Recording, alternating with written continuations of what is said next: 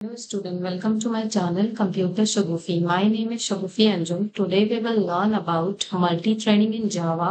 इसके अंदर दो टॉपिक रह गए थे, तो वही आज हम कवर करने वाले हैं इस सेशन के अंदर, जो कि बहुत इंपॉर्टेंट है बीटेक के लिए, टीकेटीयू एग्जाम्स के लिए। तो चलिए स्टार्ट करते हैं। टॉपिक का नाम है synchronize thread and inter thread communication. Synchronize thread and inter thread communication के अंदर हम कुछ टॉपिक्स देखने वाले हैं, जैसे कि व्हाट इज सिंक्रोनाइज्ड, प्रॉब्लम क्या है जिसको सिंक्रोनाइज कवर कर रहा है, क्या एडवांटेज है, क्या डिसएडवांटेज है, टाइप ऑफ सिंक्रोनाइजेशन क्या है, म्यूचुअल एक्सक्लूसिव, कोऑपरेशन, ये सारी चीजों को आज हम डिस्कस करेंगे। इसके तीन मेथड्स हैं, synchronize method, synchronize block, static synchronization. तो ये सारी चीजें आज हम कवर करने वाले हैं। इंटर थ्रेड कम्युनिकेशन के अंदर वेट, नोटिफाई, नोटिफाई ऑल, और इसका एग्जाम्पल भी देखेंगे। ये सारी जितना भी हमारे मेथड्स हैं, synchronize method, synchronize block, static synchronization, ये सब के एक एक करके हम एक एक एग्जाम्पल समझेंगे और बहुत अच्छे से चीजों को यहाँ पे सीखने वाले हैं। चलिए स्टार्ट करते हैं। What is synchronisation?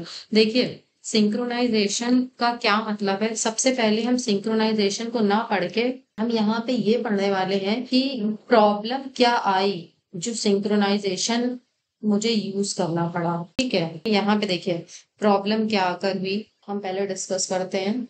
तो प्रॉब्लम देखिए क्या आई। प्रॉब्लम जो है वो डेटा इनकंसिस्टेंसी की आई, थ्रेड इंटरफेरेंस की आई। तो यहाँ पे जो सिंक्रोनाइजेशन है वो वर्ड इंट्रोड्यूस हुआ। तो जैसे कि देखिए, एक प्रॉपर आपको प्रोग्राम से समझाएं कि सिंक्रोनाइजेशन हम क्यों यूज कर रहे हैं और इसका क्या फायदा है। तो चलिए हम एक प्रोग्राम की हेल्प से आपको इस चीज को समझाने की कोशिश करते हैं और फिर हम इन सारे पीपीटीज पे दोबारा आएंगे।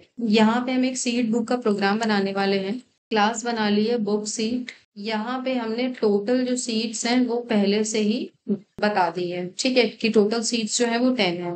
फिर हम यहाँ पे एक मेथड बना लेते हैं बुक सीट्स के नाम से। अब यहाँ हमने एक कंडीशन को पास करा है कि अगर जो भी यूजर ने सीट एंटर करवाई है वो हमारी टोटल सीट से ग्रेटर देन इक्वल्स टू हो तो एंटर करवाएं हम इसके अंदर। और यहाँ पे हम कुछ मैसेज को प्रिंट करवा दे रहे हैं, सीट बुक सक्सेसफुली। देखिए, सीट अगर बुक हो जाएंगी तो जो टोटल सीट्स हैं उनमें से सीट्स जो है वो हमारी माइनस हो जाएंगी। तो यहाँ पे हम लिख दे रहे हैं total seat equals to total seat minus seat. यहाँ पे हम एक मैसेज पास कर देंगे कि इतनी जो सीट्स हैं वो हमारी बची हुई हैं। ये हमने कंडीशन एक लगा दी। अब अगर मान लीजिए सीट्स नहीं बुक हो पाई तो उसके लिए हम एल्स कंडीशन लिख देते हैं। यहाँ हम लिख देते हैं sorry seat can not booked.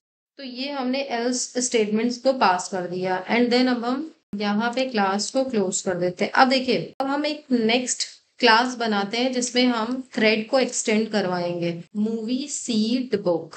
यहाँ पे हम एक स्टैटिक वेरिएबल ले लेते हैं बुक सीट का, बुक डी। ठीक है, ये एक वेरिएबल बना लिया है। यहाँ पे हम सीट को जो पास करेंगे वो इंटीजर एस में हमने डाल दिया है। अब हम यहाँ पे एक रन मेथड जो है उसको ओवरराइड कर रहे हैं, जो कि थ्रेड का ही मेथड है। यहाँ पे हम ऑब्जेक्ट बना ले रहे हैं क्लास का।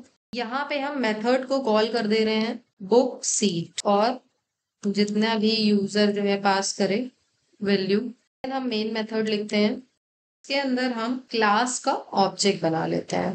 जैसे मान लो एक पर्सन रेहान है, उसने यहाँ पे मूवी सीट बुक की, तो मैंने यहाँ पे एक ऑब्जेक्ट बना लिया है। एंड देन रेहान ने जो सीट बुक करी है वो है 7। एंड देन एक और पर्सन है जिसका नाम सादिक है, उसने 6 सीट को बुक किया है। तो यहाँ पे हमने एक और ऑब्जेक्ट बना लिया है। अब इन दोनों मेथड को हम क्या करते हैं, स्टार्ट कर देते हैं। Rehan dot start, Sadiq dot start. तो यहाँ पे हमने थ्रेड के मेथड को कॉल कर दिया है। चलिए अब हम इसको सेव करते हैं, देन कंपाइल करते हैं।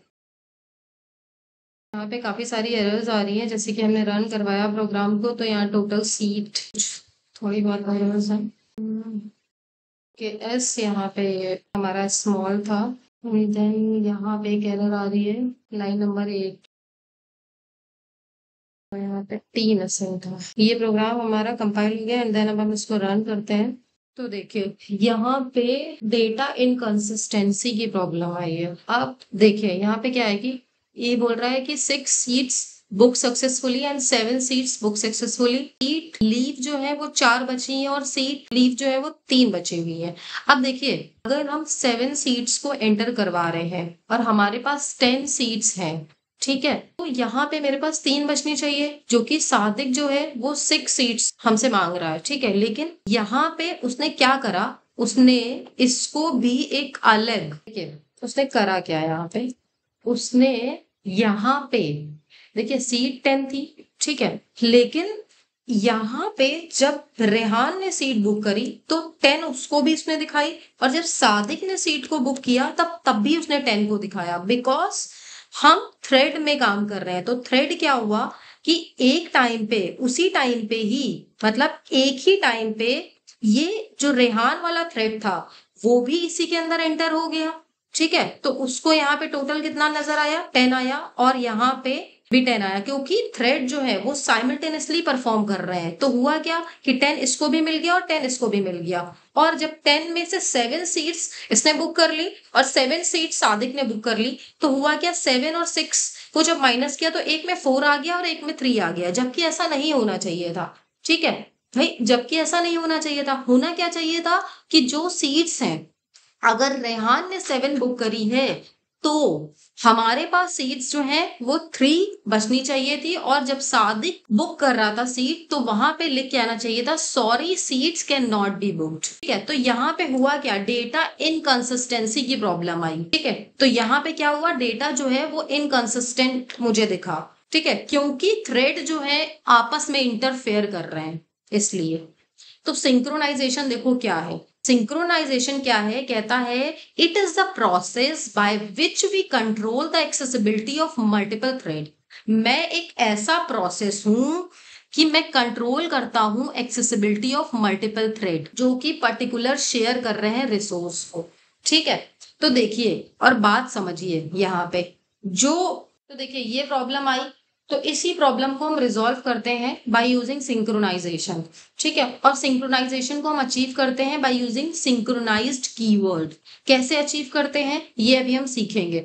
तो यहाँ पे ये किस प्रॉब्लम से डील कर रहा है, problem which occurs without synchronization. तो डेटा इनकंसिस्टेंसी की प्रॉब्लम आ रही है, थ्रेड आपस में इंटरफेयर कर रहे हैं, ठीक है। तो ये प्रॉब्लम को रिजॉल्व कौन करता है, सिंक्रोनाइजेशन, ठीक है। एडवांटेज क्या है, जैसे कि अभी आपने देखा डेटा जो है वो इनकंसिस्टेंट हो रहा था, तो यहाँ पे डेटा जो इनकंसिस्टेंसी की जो प्रॉब्लम है वो रिजॉल्व हो जाएगी और थ्रेड जो है वो आपस में इंटरफेयर नहीं करेंगे। देखिए इसका एडवांटेज है तो इसका डिसएडवांटेज भी है, बिकॉज जो थ्रेड है उसका जो टाइम पीरियड है, वो वेटिंग टाइम पीरियड जो है वो बहुत इंक्रीज हो जाएगा, तो कहीं ना कहीं इनकी जो परफॉर्मेंस है उसकी प्रॉब्लम्स पे इनकी जो परफॉर्मेंस है उस पे असर पड़ेगा। तो ये एक प्रॉब्लम भी है कि हम डेटा को सिंक्रोनाइज तो कर दे रहे हैं, हम अपने प्रोग्राम को सिंक्रोनाइज तो कर दे रहे हैं कि जो थ्रेड है वो आपस में इंटरफेयर ना करें, लेकिन आपस में अगर थ्रेड इंटरफेयर नहीं कर रहे हैं तो वेटिंग टाइम जो है वो हमारा बढ़ जा रहा है, तो ये डिसएडवांटेज भी है। इस सिंक्रोनाइजेशन के डिसएडवांटेज ओवरकम करने के लिए जावा ने प्रोवाइड किया है एक पैकेज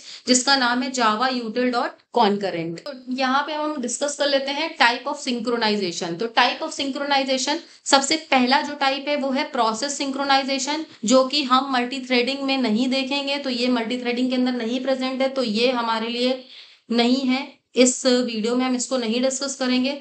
हम जो डिस्कस करने वाले हैं वो है थ्रेड सिंक्रोनाइजेशन, और थ्रेड सिंक्रोनाइजेशन के अंदर हमारे पास 2 सिंक्रोनाइजेशन है, म्यूचुअल एक्सक्लूसिव एंड कोऑपरेशन। तो म्यूचुअल एक्सक्लूसिव के अंदर हमारे पास 3 तरह के, म्यूचुअल एक्सक्लूसिव के अंदर हमारे पास 3 तरह के जो है थ्रेड्स आते हैं। पहला है सिंक्रोनाइज मेथड, दूसरा सिंक्रोनाइज ब्लॉक, तीसरा है स्टैटिक सिंक्रोनाइजेशन। तो एक एक करके हम ये सारी चीजों को देखेंगे। देखिए सबसे पहला हम जो अभी पढ़ने वाले हैं वो है सिंक्रोनाइज्ड मेथड। तो सिंक्रोनाइज्ड मेथड को हम कैसे अचीव करेंगे, with the help of program ही हम देखेंगे। देखिए हमारे पास ये जो डेटा था, ठीक है, यही हमारा इनकंसिस्टेंट चल रहा था ये, ठीक है। यहाँ पे जो ये 7 था, ठीक है, इसने 7 मांगे थे और यहाँ पे 6 थे, ठीक है। तो देखिए ये इनकंसिस्टेंट वे में चल रहा था, तो हम क्या कर रहे हैं, हम इस पूरे मेथड को ये सिंक्रोनाइज बना देते हैं बाय यूजिंग सिंक्रोनाइज्ड कीवर्ड। अब हमने इस पूरे मेथड को ही सिंक्रोनाइज बना दिया। देखिए बस हमने कुछ भी नहीं किया है, बस हमने इस मेथड के आगे सिंक्रोनाइज्ड लिखा है। तो सिंक्रोनाइज्ड को अचीव करना बहुत ही आसान है, बस सिंक्रोनाइज्ड लिख दीजिए, जो पूरा का पूरा मेथड है वो सिंक्रोनाइज्ड हो जाएगा। ठीक है, तो चलिए इसको कंपाइल करते हैं। तो सबसे पहले रन किया, कंपाइल किया, तो देखिए अब देखिए इसने यहाँ पे हमारी जो प्रॉब्लम थी उसको सही किया। देखिए 7 सीट्स बुक की है, 7 सीट्स आप देख सकते हो बुक की है, और कितनी सीट्स बची, 3। तो जो सादिक है उसको ये मैसेज दे रहा है, sorry seats can not be booked, seats left 3। तो आपने कितना मांगा है, यहाँ पे 6 मांगा है। चलिए अच्छा एक काम करते हैं, यहाँ पे 3 बची है सीट्स, तो हम इसको 3 कर देते हैं। तो क्या, हाँ, तो यहाँ पे जब हमने इसको 3 कर दिया, सेव करा, दोबारा से देखिए अब दोनों की सीट्स जो है वो बुक हो जाएंगी। तो यहाँ पे जो डेटा इनकंसिस्टेंसी की प्रॉब्लम थी वो सही हो गई। ठीक है, जो थ्रेड्स आपस में इंटरफेयर कर रहे थे वो भी रिजॉल्व हो गई। तो यहाँ पे हमने क्या करा, मेथड को सिंक्रोनाइज करना सीखा। अब देखिए मेथड को अगर हमने सिंक्रोनाइज कर दिया है तो वही चीज कि जो इसकी जो प्रॉब्लम है कि यहाँ पे जो थ्रेड है वो हमारा स्लो परफॉर्म करेगा, तो क्यों ना हम उस पर्टिकुलर ब्लॉक को ही सिंक्रोनाइज करें। कि देखिए जैसे मान लो भाई हमारी दिक्कत क्या कर रहा था, हमारा ये जो इफ कंडीशन है यहाँ से लेके ये जो पूरा प्रोग्राम था, बस इसी को ही तो, यही तो हमारा था जिसमें हम चेक कर रहे थे कि जो नंबर्स हैं, जो सीट्स हैं, वो कितनी बुक होंगी कितनी नहीं होंगी, यही वाले को तुम कर रहे थे। बाकी से तो हमें कोई मतलब नहीं। मान लो अगर यहाँ पे कुछ और भी लिखा होता, जैसे मान लो यहाँ पे हम एक मैसेज प्रिंट कर रहे हैं, तो हमने ये मान लो एक मैसेज प्रिंट किया, तो अब ये बताइए अगर हमने मेथड में ही सिंक्रोनाइजेशन लगा दिया है तो कहीं ना कहीं ये वाला कितनी लाइंस लिखी ये भी वेट करेंगी। दूसरा जब थ्रेड, जैसे मान लीजिए ये जो रेहान है ये सीट बुक कर रहे हैं 7, अब ये जो सादिक है ये सीट बुक कर रहे हैं 6, लेकिन इनको ये 3 लाइंस को भी प्रिंट करवाना है। तो अगर हमने पूरे मेथड को सिंक्रोनाइज कर दिया है तो सबसे पहले रेहान एंटर हुए, मान लीजिए सादिक एंटर हुए, तो कोई भी एंटर हो सकता है, ये डिपेंड करता है टोटली थ्रेड शेड्यूलर के ऊपर। तो जो भी पहले एंटर होगा उसका पूरा का पूरा टास्क परफॉर्म होगा एंड देन हम बाहर आएंगे। ठीक है, फिर उसके बाद दूसरा बंदा जाएगा उसके अंदर। तो ये प्रॉब्लम जो है यहाँ पे आ रही है कि एटलीस्ट ये वाला डेटा तो सिंक्रोनाइज नहीं होना चाहिए था ना। तो यहाँ पे हम थ्रेड, यहाँ पे जो है हम सिंक्रोनाइज ब्लॉक का भी यूज कर सकते थे। क्यों, क्योंकि देखो भाई ये वाली जो लाइंस हैं ये दोनों जो है अगर साइमल्टेनियसली भी परफॉर्म करेंगे तो कोई प्रॉब्लम नहीं है ना। तो हम क्या करेंगे, देखिए इस वाले मेथड को यहाँ से हटा देते हैं। ठीक है, मतलब इस सिंक्रोनाइज्ड को हम यहाँ से हटा देते हैं। अब हम क्या करते हैं, सिंक्रोनाइज हम केवल इस पर्टिकुलर ब्लॉक को करते हैं। तो यहाँ हमने दिस लिखा क्योंकि ये हमारा पूरा का पूरा जो है ये सिंक्रोनाइज्ड हो जाएगा। ठीक है, अब हम कहाँ तक के सिंक्रोनाइज करना चाहते हैं, एल्स पार्ट तक के, तो यहाँ पे हमने इसको बंद कर दिया। ठीक, तो देखिए अब अगर हम कंपाइल करें और रन करें तो देखिए क्या होगा। तो जैसे ही हमने रन किया तो आ गई एक एरर, कोई नहीं, गेट थ्रेड लिख दिया है मैंने, गेट नेम लिखना था वहां पे। तो देखिए यहाँ पे ये जो थ्रेड है हमारा वो थ्रेड 0 थ्रेड 1 ये अपना प्रिंट होता रहा। ठीक है, और बाकी देखिए इस बार क्या हुआ है कि 3 सीट्स बुक करे, फिर 7 लेफ्ट हुए, मतलब सादिक पहले एंटर हुए एंड देन फिर रेहान वाला एंटर हुआ है। ठीक है, तो ये कुछ इस तरह से हमारा थ्रेड काम कर रहा है। हमने क्या करा, पर्टिकुलर ब्लॉक को सिंक्रोनाइज किया और जो बाकी का जो वर्क था वो हमारा चलता रहा। तो इस तरह से हम सिंक्रोनाइज कर पाते हैं पर्टिकुलर ब्लॉक को। अब देखिए अब हमारे पास जो नेक्स्ट मेथड है वो स्टैटिक सिंक्रोनाइजेशन का है। तो स्टैटिक सिंक्रोनाइजेशन के अंदर क्या है कि देखिए मान लीजिए अभी तक के जो है हम एक क्लास बना रहे थे। ठीक है, इसके अंदर हमने एक थ्रेड को कॉल किया और एक क्लास बनाई। अब हम कह रहे हैं कि हम कई सारी क्लासेस को बनाना चाहते हैं। समझिएगा इस बात को, हम क्या कह रहे हैं, हम कई सारी क्लास को बनाएंगे और उसके कई सारे ऑब्जेक्ट्स को बनाएंगे। और यहाँ पे भी हम with the help of program ही आपको समझाएंगे। तो यहाँ पे हम थोड़ा सा मॉडिफिकेशन करते हैं।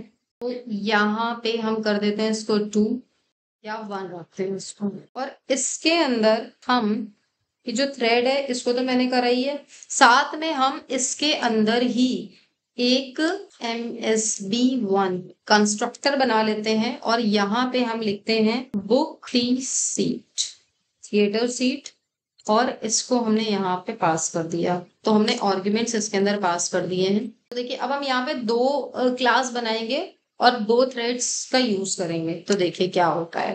तो ये हमने जिस तरह से कर दिया और यहीं पे ही हम इसको क्लोज कर देते हैं। और एक और हम थ्रेड एक और थ्रेड को क्रिएट करेंगे। तो यहाँ पे हमने क्या करा, 2 क्लास में थ्रेड्स को बना लिया है।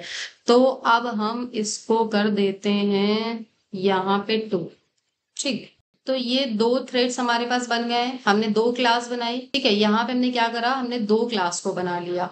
पहली क्लास ये हो गई और दूसरी क्लास हमारी ये हो गई। अब देखो, अब हम क्या करने वाले हैं, यहाँ पे ये चीज हम हटा देते हैं। अब देखिए यहाँ पे हम क्या करने वाले हैं, सबसे पहला हम MSB1 क्लास, क्योंकि हमने यहाँ क्लोज कर दी तो क्लास भी हम इसका नाम रख लेते हैं MSB3, वो PHP। तो ये हमने स्टैटिक बना लिया है। यहाँ पे शीट को हम बुक करेंगे तो यहाँ पे हमने इंट s ले लिया है।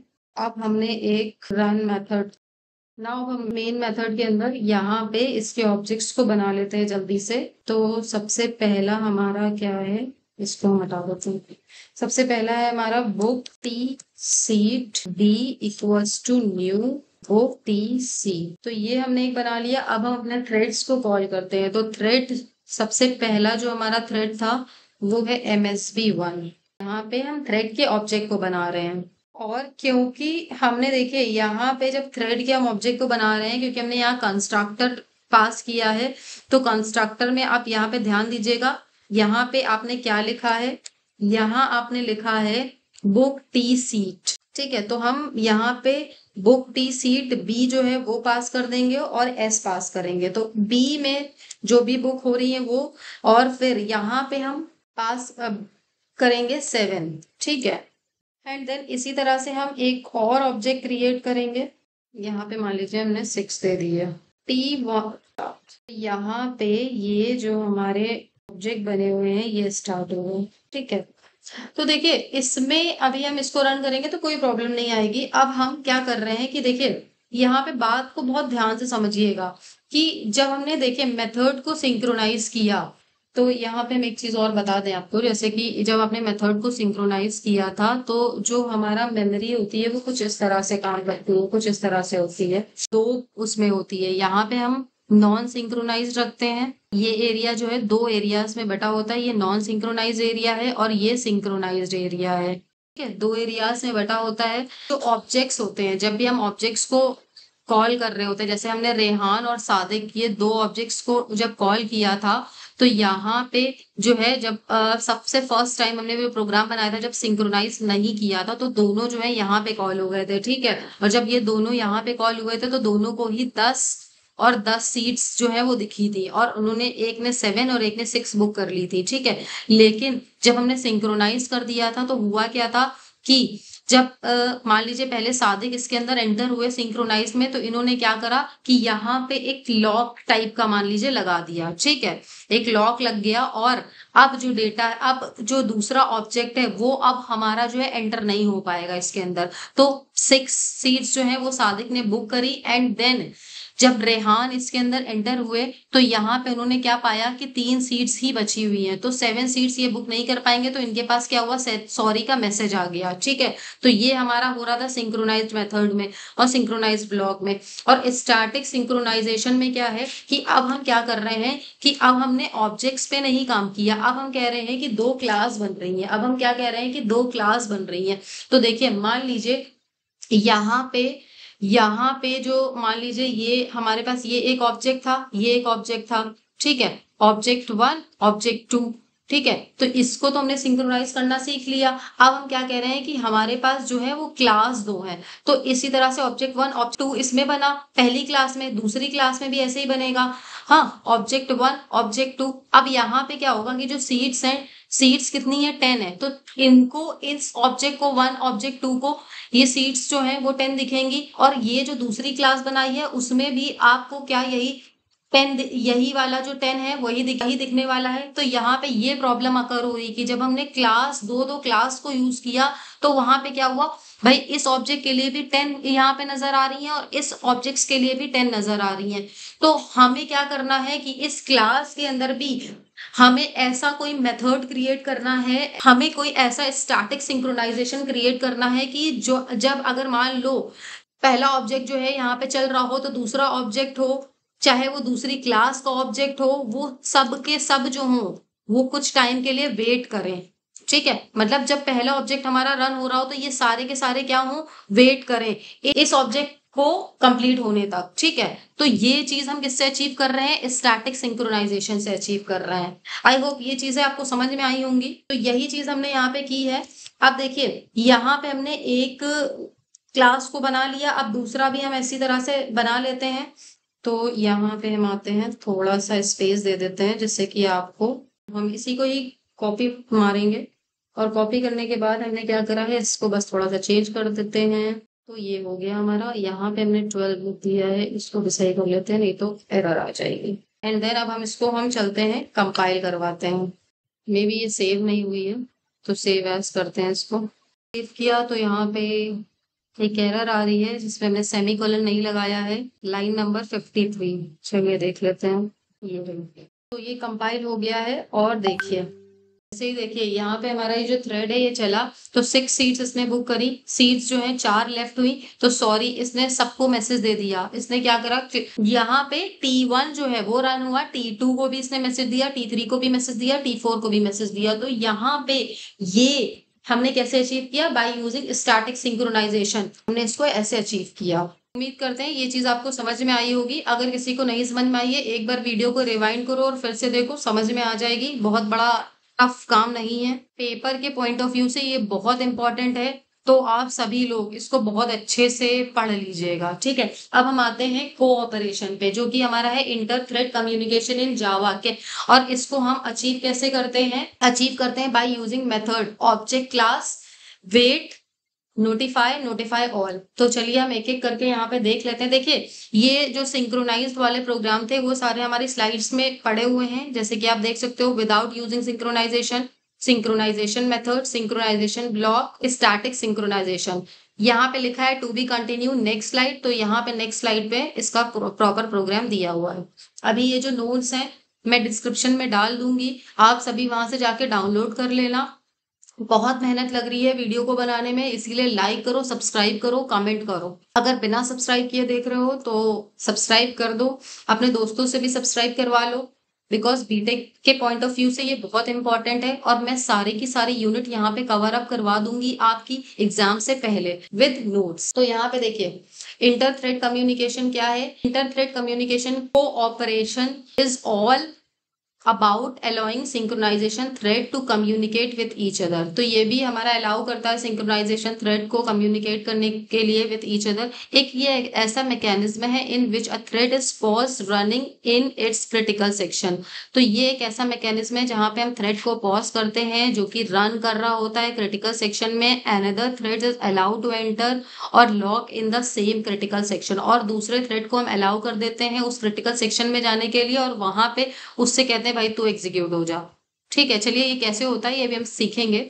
और इसको इम्प्लीमेंट करते हैं ऑब्जेक्ट क्लास से। ठीक है, इसके अंदर 3 मेथड्स आते हैं, वेट, नोटिफाई ऑल। तो सबसे पहला हमारा मेथड है वेट मेथड। तो वेट मेथड क्या है, इनको हम एक एक करके पढ़ेंगे, लेकिन उससे पहले हम चलते हैं अपने प्रोग्राम की तरफ, क्योंकि प्रोग्राम को समझा दो उसके बाद ये सारी चीजें जब समझाओ तो इजी हो जाती है और आप भी अच्छे से समझ पाते हो। सबसे पहले हम यहाँ पे भी वही चीज डिस्कस करेंगे कि अगर हम इंटर थ्रेड कम्युनिकेशन का ना यूज करें तो क्या होगा। चलिए यहाँ पे हम एक थ्रेड क्लास बना ले रहे हैं जिसमें हमने थ्रेड को एक्सटेंड करा है।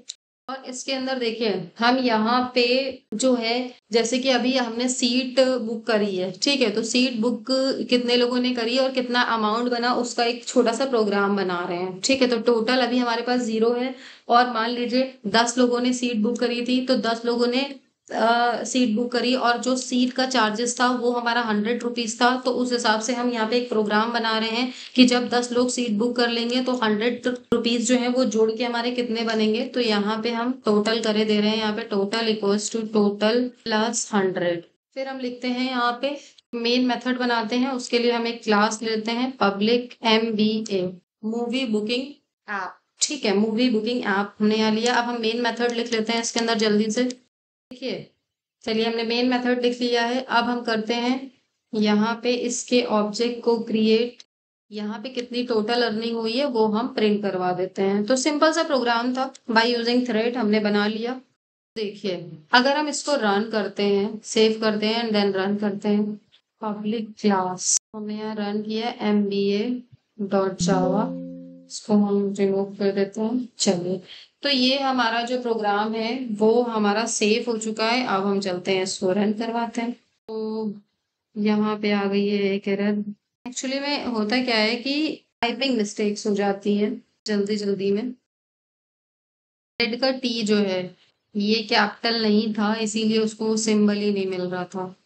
चलिए, इसने मुझे रन तो करवा दिया है प्रोग्राम, लेकिन देखिए यहाँ पे हुआ क्या, इसने मुझे टोटल अर्निंग 0 दे दी, जबकि ऐसा तो नहीं था, है ना, जबकि ऐसा तो नहीं था। यहाँ पे अगर टोटल अर्निंग करके वो देगा 10 का 100 है तो 1000 तो होना चाहिए था। ठीक है, लेकिन इसने गड़बड़ कर दिया। क्यों गड़बड़ कर दिया? बिकॉज सुनिए, यहाँ पे ये जो थ्रेड है, ठीक है, ये किसमें है? मेन मेथड में है। ठीक है, तो मेन मेथड पहले रन हो रहा है।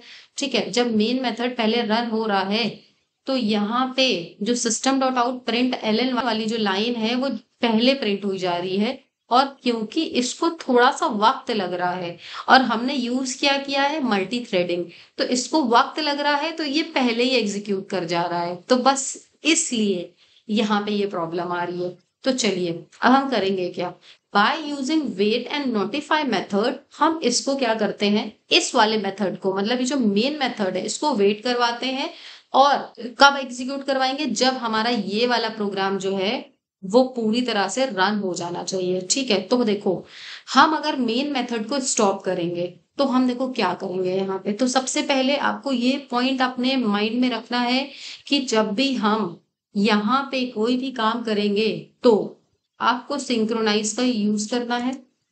जब भी हम वेट मेथड का यूज करेंगे तो हम सिंक्रोनाइज्ड का यूज करेंगे। वेट हो गया, नोटिफाई हो गया, मतलब इंटर कम्युनिकेशन थ्रेड्स जितने भी हैं वो सारे सिंक्रोनाइज के साथ यूज होंगे। तो सबसे पहले हम यहाँ लगाते हैं सिंक्रोनाइज्ड टीई, क्योंकि हम टीई को ही सिंक्रोनाइज करने वाले हैं। अब यहाँ पे ई को क्या करवाने वाले हैं, ये जो मेन मेथड है ये वेट करेगा। किसके लिए वेट करेगा? TE dot wait. तो टीई डॉट के लिए वेट करेगा यहाँ पे, और वेट करने के बाद हम क्या कह रहे हैं कि वेट करो तुम भाई, और वेट करने के बाद ही तुम प्रिंट होना। तो ये कुछ इस तरह से।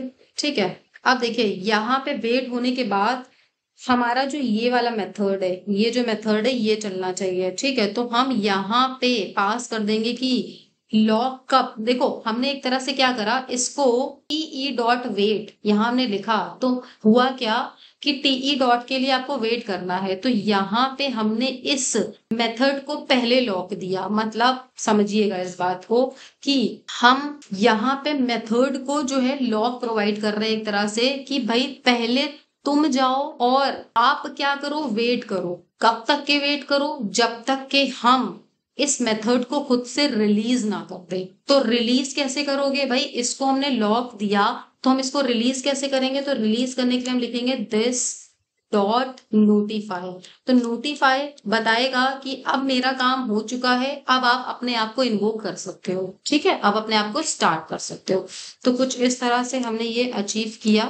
अब हम चलते हैं, इसको करवाते हैं रन। 1 मिनट, ये सेव हुआ? ओके, इसको सेव करते हैं पहले। सेव है। तो यहाँ पे अच्छा देखिए, हाँ एक चीज और भी समझिए, टीई डॉट वेट जो है वो एक्सेप्शन रेस करता है। तो यहाँ पे इसने एक्सेप्शन रेस करी है, बोल रहा है एक्सेप्शन इंटरप्ट एक्सेप्शन। तो यहाँ पे जो वेट मेथड है वो इन एक्सेप्शन को रेस करता है। तो हम यहाँ क्या करेंगे, यहाँ पे एक्सेप्शन को रेस कर देते हैं, थ्रोस इंटरप्टेड एक्सेप्शन। तो ये हमने इसको रेस करवा दिया। अब हम चलते हैं दोबारा से, इसको कंपाइल करते हैं, फिर रन करवाते हैं, और दोबारा से आ जाती है एक प्यारी सी एरर। चलो, इस बार एरर आई और साथ में आंसर भी मिला है मुझे, टोटल अर्निंग इज 100। 1 मिनट, ये वाला काम हो जाए उसके बाद हमें नोटिफाई लगाना था। इसीलिए क्या करा उसने कि एक बार तो उसने एग्जीक्यूट किया और फिर उसने लॉग को क्या करा, रिलीज कर दिया। रिलीज करने के बाद उसने दोबारा से कैलकुलेशन कर ही नहीं पाया, इसीलिए वो टोटल अर्निंग जो है वो कितना दिखा रहा था, 100 दिखा रहा था। ठीक है, चलो दोबारा से करें कंपाइल। देखिए यहाँ पे आप देखिए 1000 आंसर मुझे मिल रहा है। ठीक है, तो कुछ इस तरह से हमारा ये जो थ्रेड है वो काम करेगा। ठीक है, तो नोटिफाई मेथड आपको मालूम हुआ कि किस लिए काम करता है। वेट मेथड मालूम हो गया किस लिए काम करता है। तो यहाँ पे यही सारी चीजें लिखी, the wait methods cause current thread to release the lock and wait until either another threads invoke the notify methods और नोटिफाई ऑल। नोटिफाई ऑल क्या करता है कि मान लीजिए कई सारे थ्रेड्स हैं तो वो सबको रिलीज कर देगा, ठीक है। तो बस इतना अंतर है नोटिफाई और नोटिफाई ऑल में। और अभी हमने ये चीज देखी कि पब्लिक फाइनल वेट जो है एक्सेप्शन को थ्रोज करता है। यहाँ पे अभी हमने इसको यूज किया, ये मेथड है हमारा पब्लिक फाइनल वेट। और यहाँ पे देखिए आप पैरामीटर पास कर सकते हो, पैरामीटर नहीं भी पास कर सकते हो, ठीक है। तो यहाँ पे आप अपना टाइम भी दे सकते हो कि इतने टाइम के लिए जो हमारा थ्रेड है वो वेट करेगा, ठीक है। उसके बाद जो है जैसे ही टाइम हमारा कंप्लीट हो जाए थ्रेड जो है वो नोटिफाई हो जाए। तो इस तरह से हम वेट मेथड का यूज करते हैं।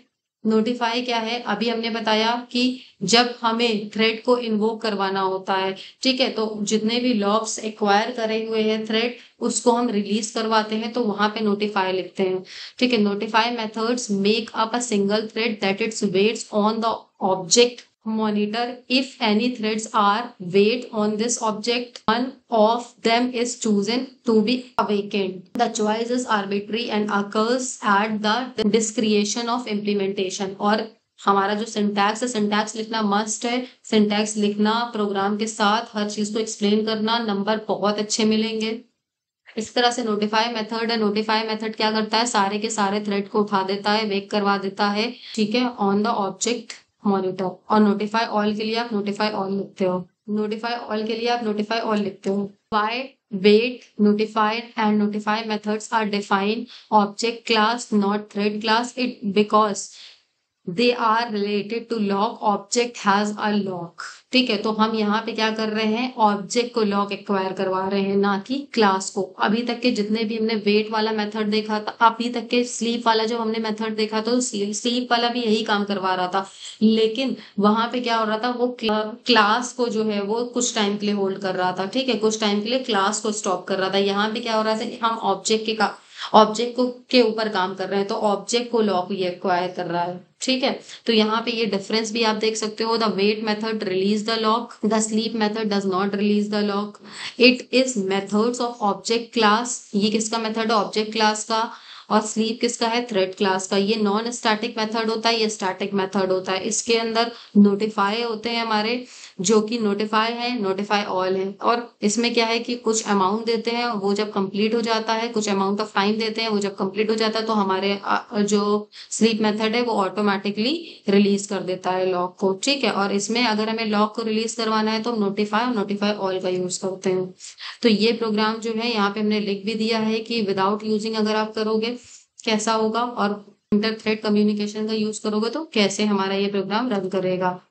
सो आई होप आपको ये वीडियो समझ में आया होगा। Thank you for watching my video, subscribe my channel for more videos. मिलते हैं नेक्स्ट वीडियो में यूनिट 3 के साथ। सभी लोग सब्सक्राइब कर दो, अदरवाइज मैं वीडियोस नहीं बनाऊंगी।